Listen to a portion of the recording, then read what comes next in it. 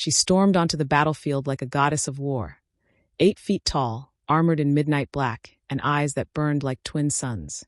General Zora of the Zarnathi Dominion was feared across the galaxy, known not just for her victories, but for her absolute hatred of humanity.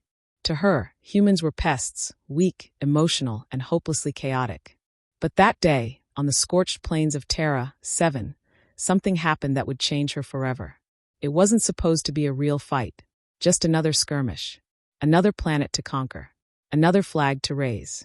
Until she saw him, the human. Elias Kane wasn't a soldier. Not really. He was a field engineer, sent to reroute communications and get evac routes online. He didn't even carry a proper weapon, just a worn-out toolkit and a sidearm he barely knew how to use. And yet, when her troops descended from the skies, he didn't run. He stayed. Alone.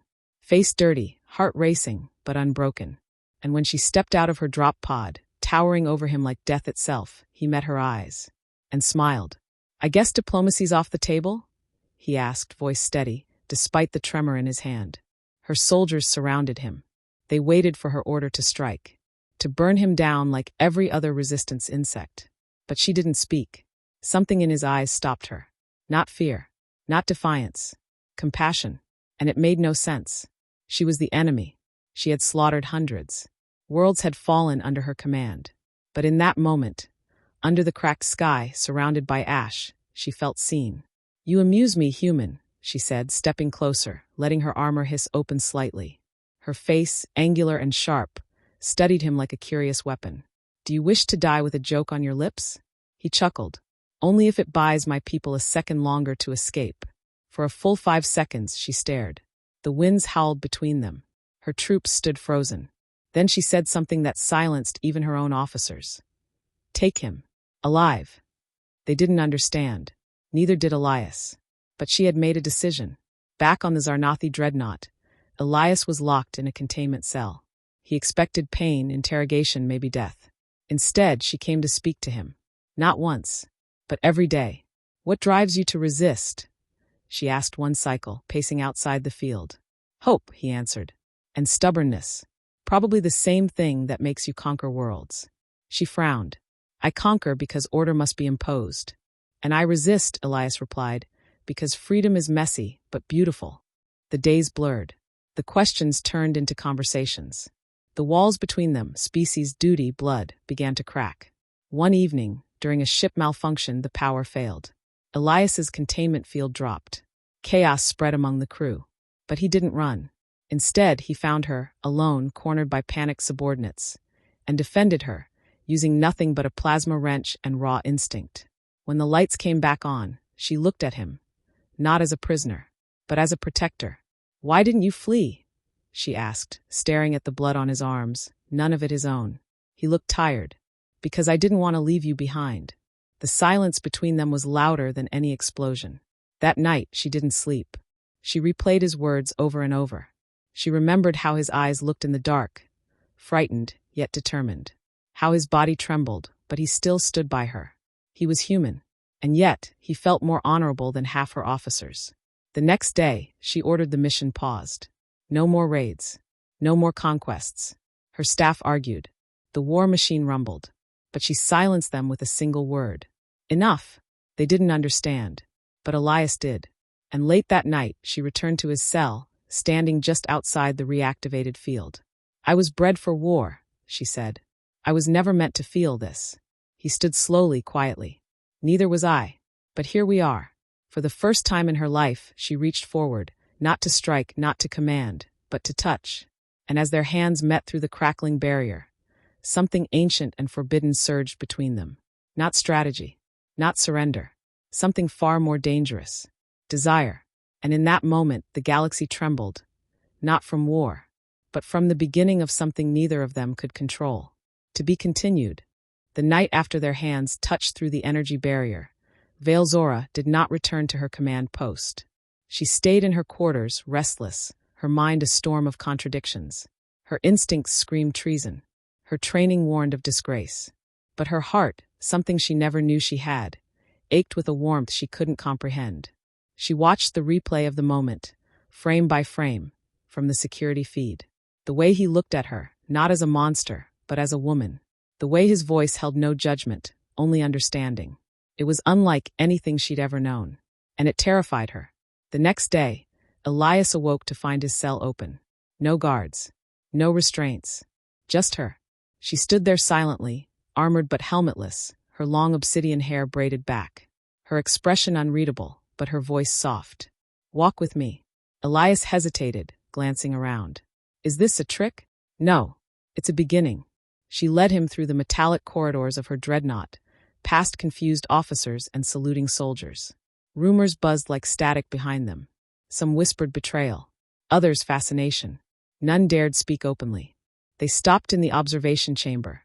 Floor-to-ceiling glass revealing the stars. A nebula shimmered in the distance, painting their faces with cosmic blues and purples. "You see that?" she asked. Elias nodded slowly. "Beautiful. That world," she said, pointing to a distant green sphere, "was the first I ever conquered. I thought victory would feel like this view, vast, untouchable. But it didn't. It felt hollow, like the silence after a scream." He turned to her. "Why are you telling me this?"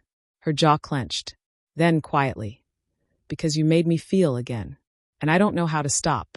He stepped closer, cautiously. "Then don't." Their breath mingled in the dim light. No words. Just gravity pulling them together. But before they could close the gap, the intercom blared. "General Vale Zora, priority transmission from High Command. Immediate attention required." She closed her eyes, exhaling. The spell was broken. Back in the war chamber, a hologram of the Supreme Archon shimmered to life. His voice was cold, efficient. "General, your delays have raised concern. Reports indicate the human prisoner remains alive." "Explain." Her officers watched, eager for blood. Vale straightened. "The human provides tactical insight. Valuable asset. He is a risk," the Archon snapped. "Terminate him and resume the invasion." She hesitated. That was all it took. "You question me, General?" Elias, watching from a shadowed corner, saw the fear ripple across the room. Not from her, but in her officers. They feared what she might do. And so did she. "I need 48 more hours," she said. "Then I will give you Terra, 7, and the prisoner's remains." The Archon's eyes narrowed. "Do not test our patience." The hologram faded. That night, Elias confronted her in the engine bay where she sat alone. "You bought us time," he said quietly. She looked up, exhausted. "I don't know why." "I do. Because you're not just a general anymore. You're something more." Her voice cracked. "I've killed innocents, Elias. Burned cities. I don't get to be more." He knelt in front of her. "You're not alone in that guilt. My people, my kind, we've done the same. But it's not about what you were. It's about who you choose to be now." Her eyes met his. And this time she didn't hesitate. She kissed him. Fierce. Desperate. Like a dam bursting. When they parted, breathless, she whispered, "I will not hand you over. But they will come for both of us." He nodded. "Then we run. Together." They made plans. Fast. Secret. The Dreadnought's auxiliary shuttle. Small enough to escape unnoticed, fast enough to outpace detection. But as they approached the launch bay, they found it sealed. Waiting for them, Commander Threx, her second in command. "General," he said coldly, hand on his weapon, "your betrayal ends here." Around him, elite guards raised their rifles.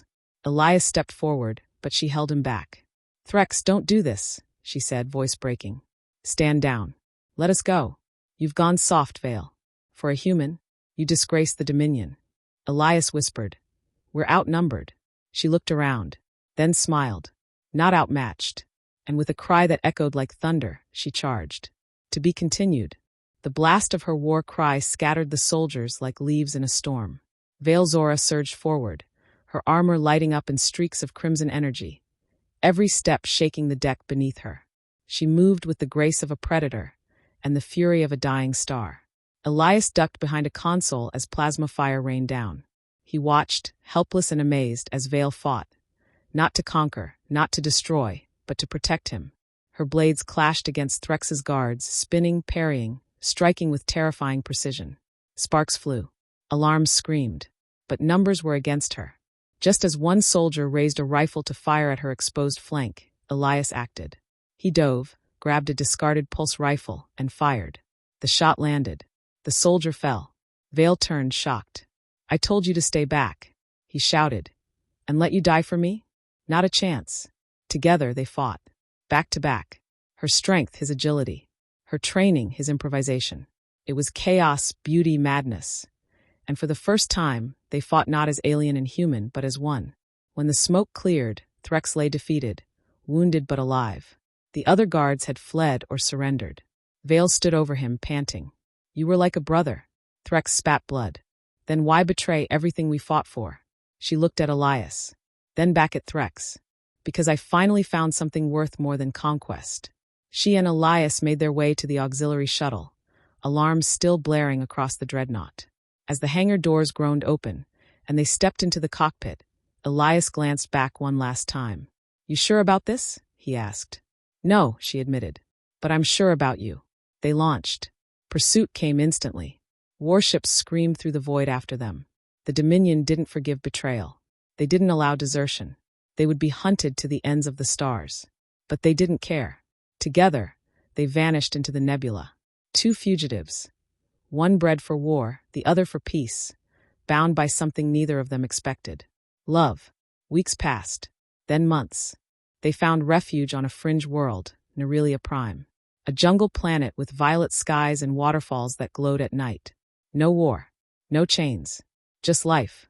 Vale traded her armor for flowing robes. Her name faded from Dominion war boards. Elias built a home with his hands, stone by stone, circuit by circuit. And together, they learned what it meant to live. One morning, Vale stood by the river, staring into the reflection of a woman she barely recognized. Her face was softer, her eyes less hard, but her heart still carried the weight of all she'd done. Elias approached from behind and wrapped his arms around her. You regret leaving? He asked. She shook her head. Only that I didn't do it sooner. He smiled. You changed the course of a war. Not by winning, but by walking away. She turned to him. And you changed me. Not by force, but by seeing who I could be. They kissed beneath the morning sun. Years later, legends would spread of the alien general who vanished. Some say she died in battle. Others claimed she turned traitor. But none knew the truth. She found peace. And in the arms of a human, she discovered something her empire could never offer. A future. Love doesn't always start with softness. Sometimes, it begins in fire and fury. But if it's real, it transforms everything. Even a warlord. Even a heart made of steel. The end.